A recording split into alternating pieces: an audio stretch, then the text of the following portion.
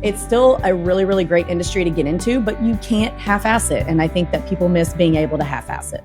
Hi, I'm Wyatt. And I'm Grace. And you're listening to Our Dad and your host of the Vacation Rental Revolution podcast. What's up, guys? Welcome to another episode of the Vacation Rental Revolution podcast. I'm your host, Sean Moore, and I'm really excited about our guest today. We've got Miss Avery Carl from the Short Term Shop joining us. We're going to talk about all things short-term rentals. Avery, I'm really excited about this conversation. I appreciate you joining us today. Yeah, me too. Thanks so much for having me. Absolutely. And so those of you that have been in the short-term rental world for a while, you definitely know who Avery is. And those of you that are brand new, Avery's one of the OGs in this space. I kind of define people who were in this game pre-COVID, right? And then there's all the people who jumped into the game post-COVID. Avery's been doing this for a little while now. She is the host of the Short Term Show, a really great podcast. If you haven't tuned in to listen to that, go listen to that.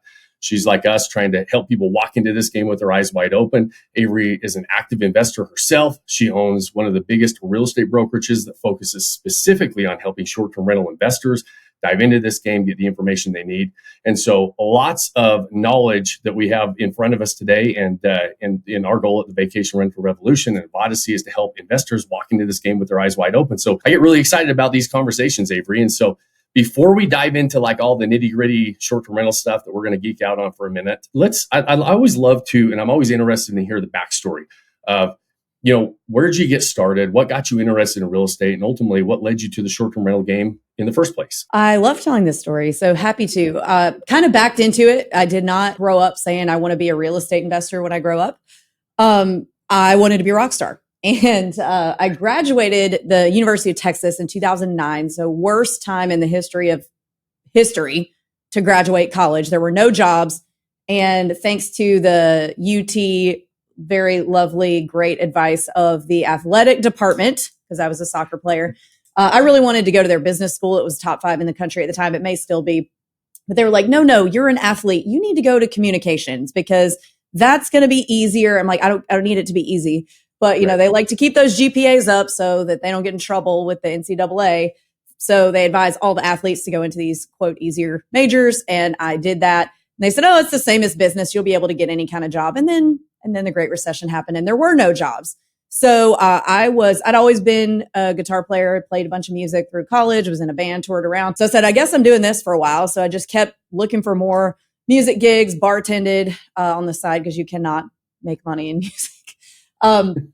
And figured I'd just kind of do this, sow my wild oats, so to speak, until the job market came back around, bounced around from Austin to Los Angeles to New York, met what would eventually become my husband, Luke, while I was living in New York. And we decided to move to Nashville because he worked in the music industry.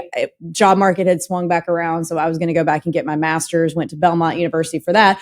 Long story short, got my master's, got what I thought would be my dream job working in the music industry because I figured it'd be a bunch of people who were also really interested in music, now working on the business side. Learned pretty quickly. It was like a bunch of dorks who were willing to work for $2 an hour just to be in a room with Kenny Chesney or some idiot like that. I'm not a big fan of new country. If you put me in a room with Willie Nelson, okay, I'm very impressed. But it was just kind of like, it felt slimy and kind of dumb. And I was like, this isn't fun. And I'm not making any money. And I always knew I wanted to have kids. I have been raised by a long line of stay-at-home moms. While that's not my journey, I definitely really appreciated the way that I was raised. And I was always kind of trying to figure out, well, how can I have a career and also give my kids the same experience that I did, my future kids? Now I've got kids. So I was kind of trying to figure out what am I going to do? How am I going to do this? My job won't let us work from home. When we moved to Nashville from New York City, our agent at the time was really trying to get us to buy in this like hipster area of Nashville that was appreciating really quickly. And we said, no, we're moving from New York to Tennessee. We're going to move out to the country. We're tired of neighbors. So we moved out to the country, but we thought, oh man, that appreciation sounds great. I was a big Dave Ramsey head at the time, obviously not anymore. And I thought, well, maybe if we buy one of these houses, we put a renter in it that pays the expenses on it. In 25 years from now, when our future kids need to go to college, we can just sell that house, pay for their college, not have to dip into our own income. And I thought we were these geniuses, and off we went. And that house, the first rent check that we got, we realized, this is about the same amount that I make at my music business job. after all the deductions and stuff. And I don't even have to do anything. I could lay on the couch the rest of my life and this money would still be here, but which is also not true. So we said, okay, well, we need more of these. We need to let's turn this into a business. We didn't even know it was called real estate investing when we bought our first one. So after that first one, we actually started educating ourselves. And back then, guys, this was in 2013. There was no education. There was no Air DNA. There was no YouTube. I mean, there was YouTube, but there weren't people on YouTube teaching how to do this stuff. So we said, well, we want to do short-term rentals because we had one down payment for a single family left. It's not like we had enough money to go buy a huge apartment building. And we said, well, what can we buy that's going to make us the most amount of money the fastest? We landed on short-term rentals, but we didn't want to do it in Nashville because Nashville was already not psyched about short-term rentals. So we said, well, where can we go that it's normal for people to go stay in a house, condo, cabin, things like that, and not a hotel? We'd just been on vacation to the Smoky Mountains, which is about 4 hours east of Nashville, and we'd stayed in a cabin. Everybody else was staying in cabins. And so we said, well, you know what? Somebody owns these. Why can't it be us? And we'll figure out how to manage it along the way. Again, that first short term we bought in 2015.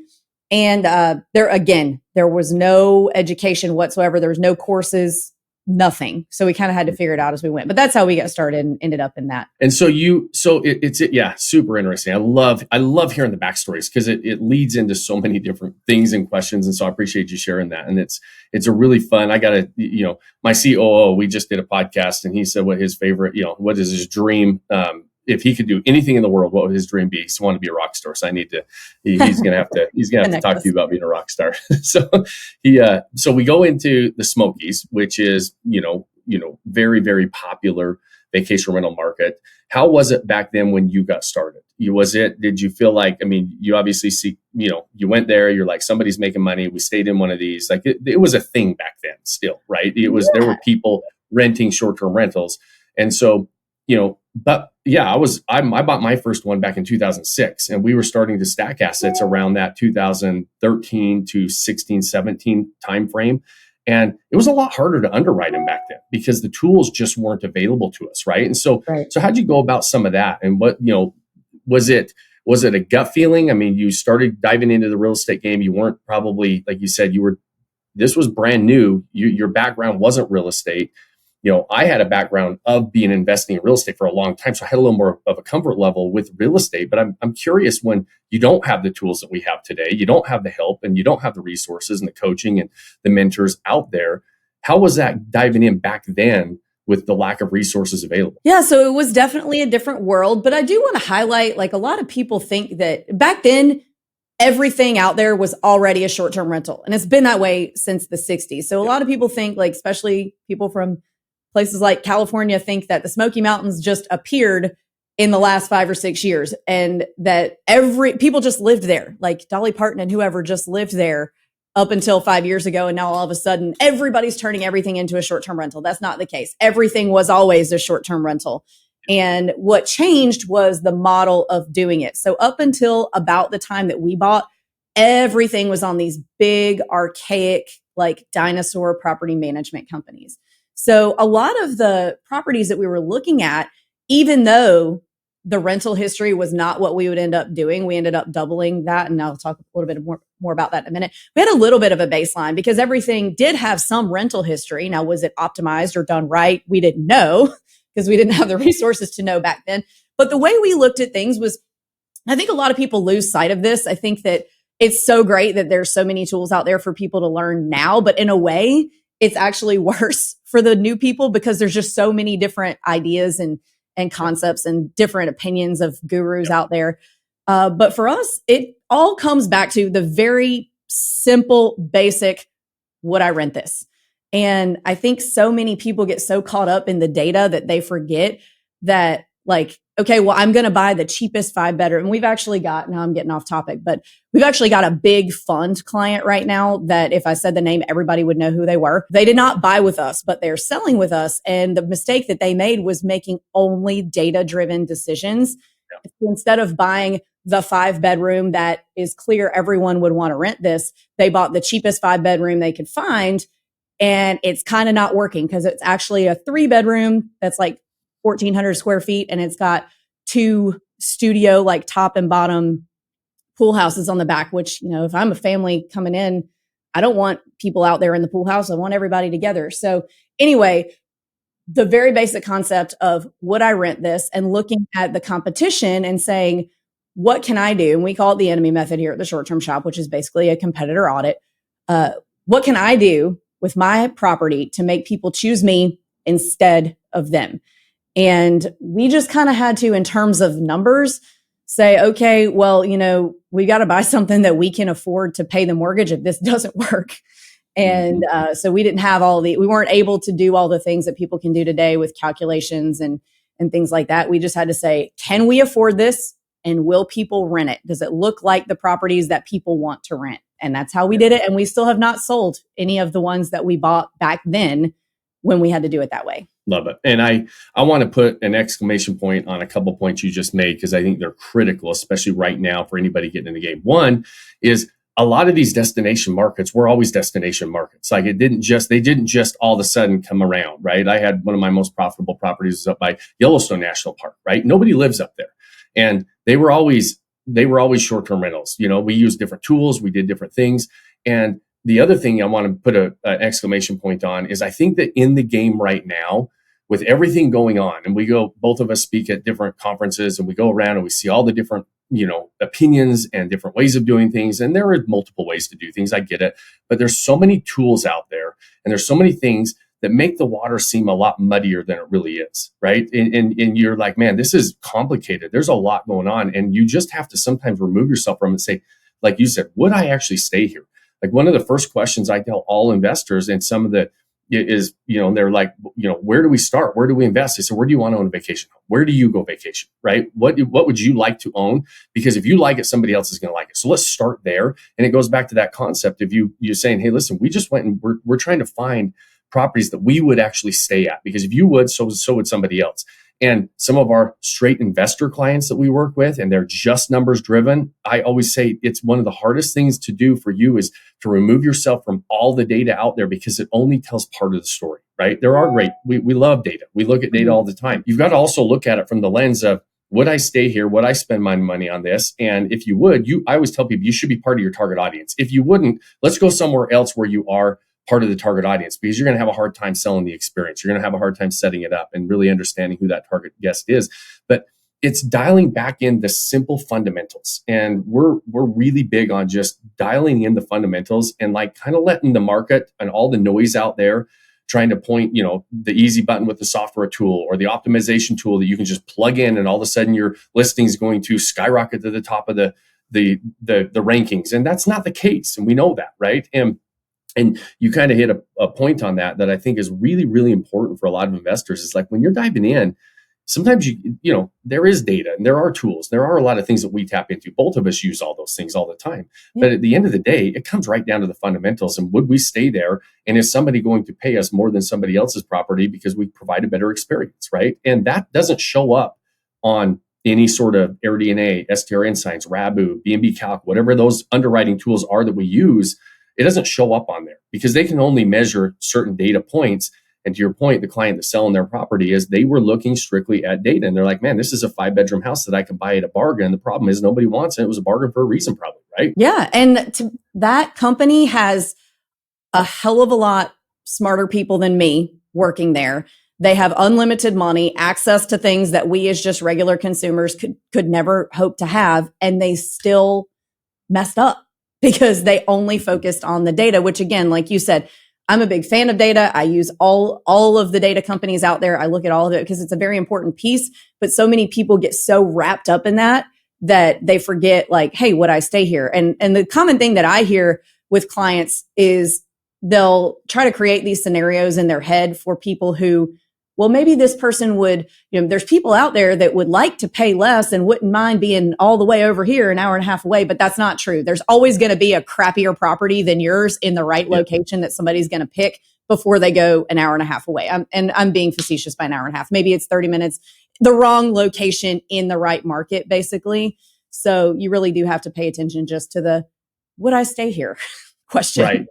And that brings me, excuse me, to another point, which I think you guys bring a lot of value to. You've worked with some of our Vodyssey members when they're buying properties. I'm a huge proponent of finding the right local agents who really understand the game we're playing and really understand the market, because a lot of investors are buying outside of markets they're really familiar with. They don't live there, right? And every market has the wrong side of the tracks or the right side of the freeway system or whatever it is. There's always the right area and the wrong area. And sometimes that doesn't show up on a lot of the tools. And you really have to have that local boots on the ground expert that can say, hey, listen, this is the right market, but this is the wrong area of the market. And we need to avoid that. And on paper, that wrong area a lot of times looks really, really good. And if you don't have the right partners there, you walk into a buzzsaw really, really quick. Yeah. And for example, like down here where I live on 38, there's several areas. So Panama City Beach, over here in 38 and Destin, and then down in Fort Walton and Navarre, all of these areas have barrier islands and bays. So buying on the wrong side of the bay, you don't buy on the north side of the bay. All of the properties there are significantly cheaper than the barrier islands, which are on the Gulf, which have the clear Caribbean water. All of the tourists go to the barrier island areas. So like Destin proper, 38, Panama City, Navarre Beach, not Navarre proper. And I've had several, I probably get 2 or 3 a year that come to me that did not buy with us, by the way, that will come to me and say, hey, I'm not making money. I'm like, oh, you bought on the wrong side of the bay. And then, they say, well, it's water. People want to come visit the water. I'm like, yeah, but that water is black. They want the Gulf water. Or, then they, again, with the creating the scenario of some nebulous budget person out there who's like, well, I'd be willing to drive, but they don't understand that 15 minutes across the bridge to the barrier island in the off season is 3 hours in the season. And you just have to have somebody who's driving around in this market all the time to really understand and know where to make sure you avoid and where to make sure that you look at. Absolutely. And I mean, I've been investing for a long time. We bought lots and lots of properties over the years. I own a brokerage here in Utah. I understand, I could go in and represent myself. I never, ever do. I hire an agent every single time I go into a new market. Doesn't matter where I'm at. I just got back from Kentucky and we're buying a property on the Bourbon Trail there. And I have an expert agent there that knows that area really, really well. And because I need that local information that I just am not able to find from being in Utah, going to Kentucky, or when I went to Florida or Georgia, wherever we go, I use an agent every single time. And I think it's a huge mistake that a lot of investors think, well, I can get all the information on Zillow. I've got all the underwriting tools, and it's crazy to me how many still continue to call, just finding it on their own, calling the listing agent versus working with a dedicated agent. And especially, and we don't need to dive into this because this is brand new, but in light of all of the things going on in the real estate world with the new, that NAR settlement that just came out. I mean, I'm so nervous that buyers are going to start to say, I don't know that I need that. I don't know that I need that buyer's agent to help me. And I think it's a huge mistake. Yeah. And well, since you brought that up, we've already had one instance where we were representing a buyer and a seller has decided, that's a seller that we don't represent, decided they don't want to offer a buyer's agent commission. Our buyer was like, I don't really want to do this out of pocket if he's not going to offer any. Like, we offered over asking to kind of compensate and do all that. So he just did not want to pay for someone else's agent, which we don't need to get into the nuts and bolts of how things work with that. But so our client said, like, well, if he's already being this difficult about this, I don't really know. I'm new. I don't really want to mess with this. Let's just go elsewhere. And we even said, like, if you want to represent yourself on this, we totally get it. If this is the one you want, we just, can't. Our client said, no, I want to work with you guys. And I am nervous about the way this person's behaving. So we're going to go elsewhere. So we walked away, told the listing agent, hey, our client wants to go elsewhere. That seller called again the next day and said, oh, hey, never mind. I will offer a buyer's agent commission. So I think there's going to be a lot more conversations that need to be had around things, but I don't think it's going to be as disruptive as a lot of people seem to think it's going to be. Yeah, I don't either. I think that we have buyer's agents for a reason. There used to never be buyer's agents, and they realized what happened when there was only a listing agent in the deal and buyers weren't represented. They got taken advantage of. They didn't get good deals. They didn't get good representation. So I totally agree with you. I think it's gonna come back, but the conversation is going to be out there, right? For a little bit, especially that pendulum's going to swing. It's going to have to swing back, and I think it's going to be. I think it'll be kind of business as usual and really I mean, good agents, I know at your brokerage and what you guys are doing, you're having the conversation about what's going on anyways. So, I mean, a good agent broker is going to educate them, and should have in the past anyway, educate them on exactly how the commissions work, how the representation works, what they're, why it's good to have representation on your own versus just going to the listing agent. So I think all those things are gonna, shake out just the way they should anyways. But yeah, well, I mean, I think it is going to cause buyers to have the conversations that they should have been having with agents up until now, instead of just like, oh, well, this agent slid into my DMs when I went on Smoky Mountain Facebook and said, hey, I need an agent, so let me just work with them, because those are not usually the most valuable agents. So I think it is going to encourage buyers to have the right conversations to make sure that they're hiring the best person for the job. There is one thing that can make or break your success with short-term rentals, and that's your ability to provide your guests with an amazing night's rest. We're taking all of the guesswork out of selecting the perfect mattress system. Personally, I have these custom mattresses in every one of my short-term rentals. We love them so much that we even got them in our own personal homes here in Utah. So visit VodysseySleepSystem.com and use the promo code PODCAST. It's all caps at checkout to get 55% off. Awesome, Avery. I want to, you've been in the game for a long time. You speak on a lot of stages, you attend a lot of conferences, you've got your podcast, you got your training company, you've got your brokerage, you got a lot going on, and you're strictly focused on the short-term rental game. I would love to get your opinion on kind of the state of the union with short-term rentals. We've seen short-term rentals the last few years. We saw the huge spike, post-COVID, where everybody that owned a short-term rental made money. They looked like geniuses. It was like having toilet paper during COVID. And then we're kind of coming back down to, now that it's a mainstream asset, we're getting back to normal, like business, if you want to make money, you got to operate toward the top of the market. You got to pick the right areas. You got to make sure it's set up to deliver unique experiences. Where do you think the short-term rental, world and as far as like the state of the short-term rental business is, and are you, I'd love to talk about, like, what are you excited about? What are some of the challenges you see going forward in? I think what we've seen is just, and this is real boring, it's not hashtag Airbnb bust. I think we've just seen the natural stabilization of short-term rentals as an asset class. So I think that you and I were very early adopters, you more so than me, almost by 10 years, I guess. Early adopters, we're out of that. What is that curve called? I can't remember the name of it. Where early adopters, whatever. Yeah, I know what you're talking about too. I don't know the name of it, but yeah, we're more mature now, right? I mean, we're just seeing the asset class mature. Yeah, we're seeing the asset class mature. We're out of that early adopter phase. We're more in the, I would say, early majority phase. I don't think we're in late majority yet, but I think we are in the early majority. So you're not going to see, like, yes, 10 years ago in the Smoky Mountains, you could get a 80-90% cash on cash return on things, but that's not real life. I think that any business, you do have to operate like a business. And I don't think that short-term rentals are on their way out, or, I mean, maybe they are in some metro areas where there's a lot of hotels. That might be true. But I think that especially in vacation markets, the ones that everybody likes to say are saturated, that have literally always been, quote, saturated. I think those are the ones that are going to continue to be the most valuable as metro areas decide whether they do or don't want them, maybe regulate out. So I think we're just in, we're just like apartments now. We're just like single family long-terms now. We're an established asset class. We've stabilized. So, any industry will see like a sharp upswing and then a little bit down as it stabilizes, and then it kind of plateaus. So I think we're kind of in that plateau now. I think that there were a lot of people that got in during COVID because of the low interest rates. The payments were low. So they'd say, oh, what? I can have a ski house for how much? I can afford that. Let's get one and we'll slap it on Airbnb and make $1 zillion while we're sleeping. I think that a lot of those types of people have not seen the success that they would have hoped by not actually running it like the business that it is. But I think that anybody who does want to actually put in the work to run these things as the hospitality business that they are, while also, still getting the benefits of investing in real estate, like cash flow, tax benefits, things like that.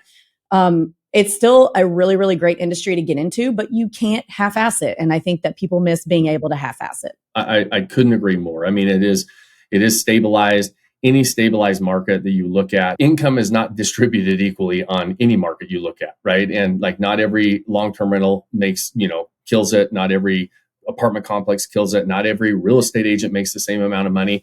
There's every mature market, you've got, typically the Pareto principle is there for a reason, right? The top 20% of the market makes the majority of the money. And so to your point, you can't half-ass it. You've got to treat it as a business. You've got to say, hey, listen, I'm going to go in and I'm going to do what it takes to operate at the top of the market, because that's where the money's made. And the middle of the market you're going to struggle. It's going to be tough, and it's going to be break even or losing money. And so if you're not committed to doing it, I think that it's one of those businesses that you have to look at and say, okay, I'm if I'm just trying to ride waves, this is, anything that you invest in long term, which we're talking about, long term investing, the ownership model. We buy these properties, and you better not hopefully ride a wave on anything you're going to put your money into long term. If you're riding a wave, it's more of a short term speculative decision. And I think that a lot of people got excited and tried to ride the wave, and they got upset when the market has stabilized.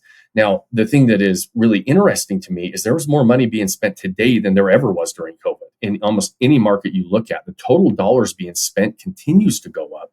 And, the U.S. consumer continues to say, hey, listen, we love this new accommodation choice in a lot of these destination markets. It's, because of the popularity. Instead of renting grandma's cabin in the Smokies back when we had to do that 10 or 15 years ago, they were still short-term rentals. But now a lot of people have raised the bar. So it's actually better for the consumer, right? I mean, it's the time of the professional host, and there's people that are really taking it serious. The way that properties are set up today that operate at the top of the market are so different than they were 10 or 15 years ago. My properties included. I mean, I didn't, it would be embarrassing to see my properties now. You'd be like, holy crap, how did you even make money on that when I started off, right? It was like, I was going to yard sales and I was getting, furniture that was secondhand, and it was, that was just kind of the game. But so I think that also because of that, the consumer is saying, hey, we like this. We're willing to spend money here. A lot of these markets, there's not big hotel chains, and it is a different way of investing and being able to enjoy these destination markets that were always there. But the money being spent it actually continues to surprise me. I am always surprised that these markets continue, because eventually that's got to kind of tabletop off too, right? You would think, and we just haven't seen it yet in a lot of markets. I mean, we look at markets all the time, and I'm like, man, more money continues to be spent. Doesn't mean that RevPAR, which is what a lot of people track, is not going down. That's your fair share of business. But reality is, in any business, nobody gets their fair share. Nobody gets an equal distribution of the money being spent in the market. People are getting their unfair share, and it's our job to act as professional hosts and take it serious to get your unfair share. And I've always said, Avery, I'm curious on your opinion about this, is I think it's a lot easier to operate at the top of the market than it is in the middle of the market. The middle of the market is really, really crowded. Yeah, I 100% agree with that. And I see people all the time who will say like, oh, there's too many rentals there. Don't buy anything because everybody is making less money. And I've even commented, I've like kind of gotten into back and forth in my own Facebook group where I've been like, actually, just because you're making less money doesn't mean everyone is. It doesn't mean if a market gets saturated, quote unquote, it doesn't mean everybody makes less money. It means the bottom X percentage makes less money. The top 25-ish, and I'm just making up that number, there's a top X percent that will continue to have their, what you call their unfair share of the market, which I love because that's true. Just because, the top property in a market is not going to make less money because the bottom ones get booked less. Couldn't agree more. So one last topic that I would love to get your opinion on, because I'm fairly opinionated on this. And, we are big proponents of the ownership model and buying these assets in our space, in the short-term rental space. We both have people that we know, friends that we know, people that have, a part of our groups that started off in the arbitrage or co-hosting model, and there's a lot of, hey, make money with short-term rentals without owning these properties. And I 100% agree that is a possibility, but I'm so I only teach the ownership model. I'm only, involved in the ownership model. I've never done any of that other stuff because I've seen so much how effective that is for wealth building long-term, right? If we're going to dive into this, I'm curious on your thoughts on that, because it doesn't mean that I'm right or that the people that are talking about the arbitrage co-hosting are wrong, because I think that I know a lot of people who actually it's a good cash flowing type of a business. I look at it more as a side hustle. I look at more of what we're doing as trying to build long-term wealth. I'm curious on your thoughts on that. I think that arbitrage and co-hosting can be a great way to build up the cash flow that you might need to get to the point of being able to own the asset. But it should not be the end. It should be the means to the end of ownership. I don't think that your goal should just be like, oh, I'm going to have 100 arbitrage units and that's going to be what I do for a living. I think your goal should be to get X amount of arbitrage units to generate enough cash flow to save up a down payment or to show enough income to be able to go buy a property.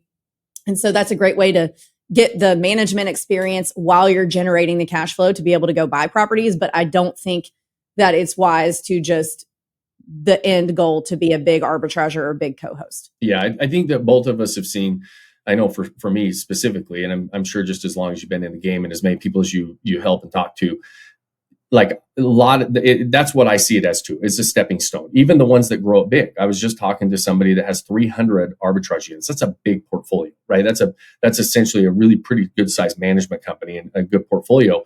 And they called me and said, how do I transition out of this now? I don't want to do this long term. I should have been buying these properties long term, because they see the back end, the appreciation, the note pay down by somebody else, ultimately that when you can look at it a 3, 5, 10-year time horizon, owning these properties, your wealth building, on the back end is significantly different than the cash flow model of an arbitrage or co-hosting deal. And I think that that's what a lot of people start to realize when they get into it. So use it for what it is. It's a cash flow model, hopefully to where you can get the cash flow and enough capital to go and buy these assets and start to stack assets. You don't need a whole bunch of them, right? I have a portfolio right now of 6 properties. I usually have between 6 and 10 at any given time, and we continue to maximize them, and then we'll kind of upgrade our portfolio. It's a really, really high producing 6 property portfolio, but owning those 6 properties is, one, I would argue, a lot easier than arbitraging 300. And my portfolio, we were comparing notes on the portfolio, that 300 property portfolio versus my 6 property portfolio on the ownership model, and doing it for a while. Realize wasn't my first 6 properties, right? I do upgrade and maximize, and then, roll that money into something else, bigger and better property. So this is after rolling for a few years, but my 6 property portfolio nets me $40,000 more a year than his 300 property or portfolio of co-hosting and arbitrage. And so it's really interesting to look at it that way as well, right? And how the ownership model can stay very simple and have some really big impacts. We're almost bringing in 7 figures from 6 properties. And we have 8, just to give everybody some context. And we're, at just right at 7 figures on 8 properties. And 3 of them are little. Like, we've got one property that it's a studio. It's 600 square feet and it makes $65,000 a year. So it doesn't have to be, the biggest, craziest, most expensive. You can do this and be really successful at it and have a top tier property if it's the right location and it's cute, clean, and comfortable. It doesn't have to, you don't have to have pickleball courts and all that stuff help, right? But you don't have to have all this craziness. Love it. And I appreciate you sharing the size of your portfolio as well, because I think the misconception is if you're making a lot of money, you've got these huge portfolios. A lot of times people are shocked and almost disappointed. I feel like sometimes when I tell them I have 6 properties.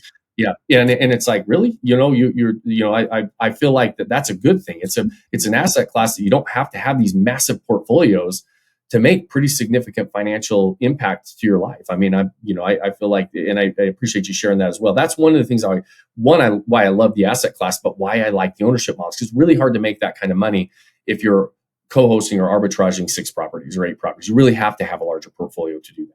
Yeah, totally agree. Awesome, Avery. Listen, I so appreciate your time. I know how valuable it is. I appreciate you sharing it with us, and as well, those of you that are listening to this conversation, I hope you enjoy it as much as I do. At the very end, Avery, I always like to ask just one simple question of, looking back, like diving into the game, being around and doing this and working with as many people as you have, what, we touched on a lot of different things today.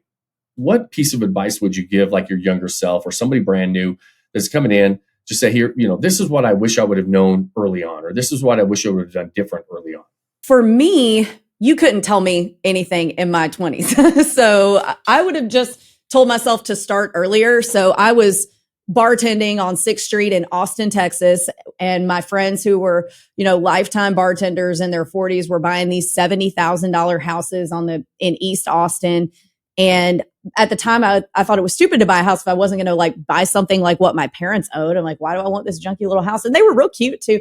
But now they're worth 1.2 million, these same houses. And if I would have known, which I'm so like big regret of mine, I was bartending at a really touristy barbecue joint in Austin called County Line on the Hill. And a regular gave me Rich Dad, Poor Dad, and I didn't read it. And I was 19. And because I was like, oh yeah, I know what that is. Like you got to save and you got to like watch your pennies. And I was completely wrong about that, obviously, but I didn't read it. And I feel like if I had read it, maybe I would have been a little smarter, or maybe I would have just kept drinking tequila. But what I would recommend for someone new is there's going to be a lot of people telling you can't do it. You're too late. So what we haven't talked about on the show is I have a ton of long-term rentals. I've got a lot more long-term rentals than I do short-terms. I've got 242 long-terms. And when I went to buy that first long-term in Nashville, we'd gone to a few real estate meetups and all these people who seemed so much more experienced than us, who were talking about how they're spending thousands of dollars on direct mail every month and all these crazy things that we did not even know existed, could never hope to do. We're telling us, oh, Nashville's done. You had to buy prior to 2010 to do well in Nashville, and just saying all these really negative things about how we were too late. And what we did, we bought a property right off the MLS for $122,000 that the mortgage on that was $647 a month. We rented it for $1,500 a month. And it was right there on the MLS under all of these people's noses who were way too sophisticated to ever look on the MLS. And we were able to do it and start when we started. And in 5 years, we had this huge portfolio because of the short term. So after that first one, they were all short terms after that. For the next 5 before we started buying long terms again. So my point here is don't listen to the people who say you can't do it or it's too late, because the best time to buy was always yesterday. Second best time is always today. And if the people who are doing really well are usually not going to be on the internet going, oh, look how well I'm doing, unless they're, trying to sell you a course, which some of us are, but some of us are successful. But my point is, the people who are going to be the loudest are going to be the negative people. And if you're looking at any business through the lens of someone who's failing at it, then you're going to see failure. If you're looking at any business through the eyes of someone who's doing well, like you, for example, Sean, then you're going to see the opportunity. So pay attention to who you pay attention to and just understand that it's never too late to get started. I love that advice. And, it's a common piece of advice of I wish I would have started sooner, but I love the add-on to that of saying, listen, pay attention who you're listening to. I cannot tell you my entire career. I'm a little older than you, like by a decade at least. And so it was, been doing this for a long time. And I don't know that I can ever look back at a time when somebody told me I wasn't too late to the party. And most of them are not people that were in the party, right? One of my mentors early on, and he's not quite a billionaire, but he's close to being a billionaire, high $100 million net worth, all in real estate. And one time he told me, he said, Sean, according to everybody else, I overpaid for every single piece of property I've ever bought. I've always looked at that because my whole career too is like you just mentioned, we hear of I got to find off market properties. You got to buy them at huge wholesale deals. Almost all the properties I've ever bought my entire almost 24 year career doing this, I bought almost all of them off the MLS.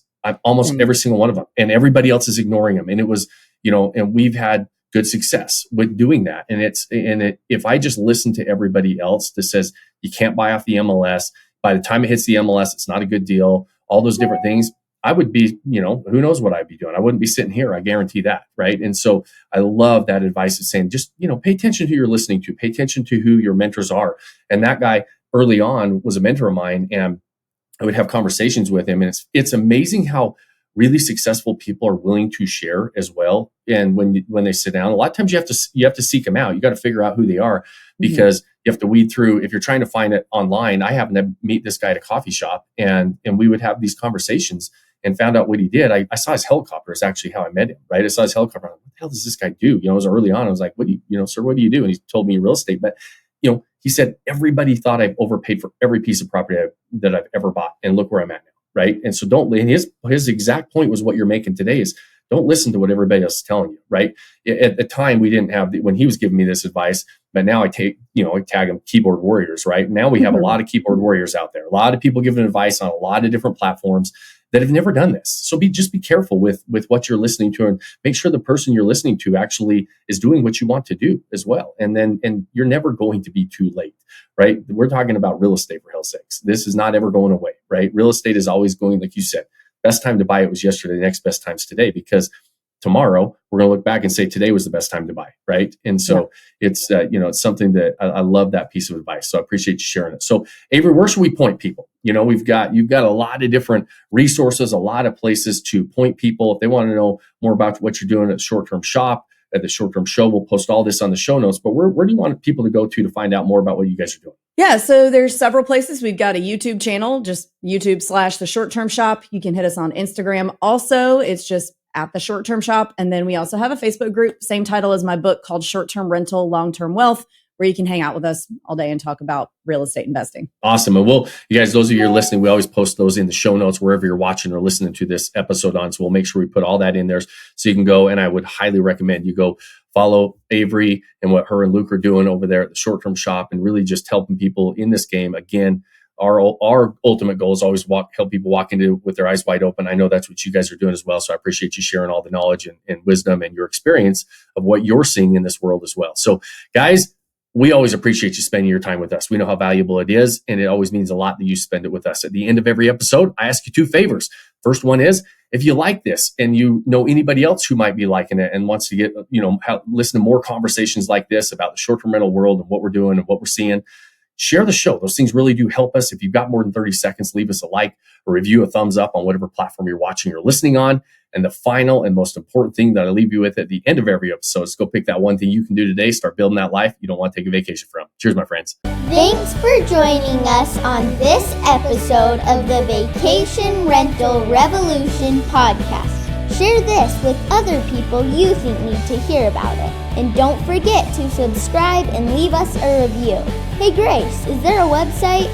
Yes! For more amazing content and expert advice, visit Vodyssey.com. Thanks for listening, and we'll see you on the next episode.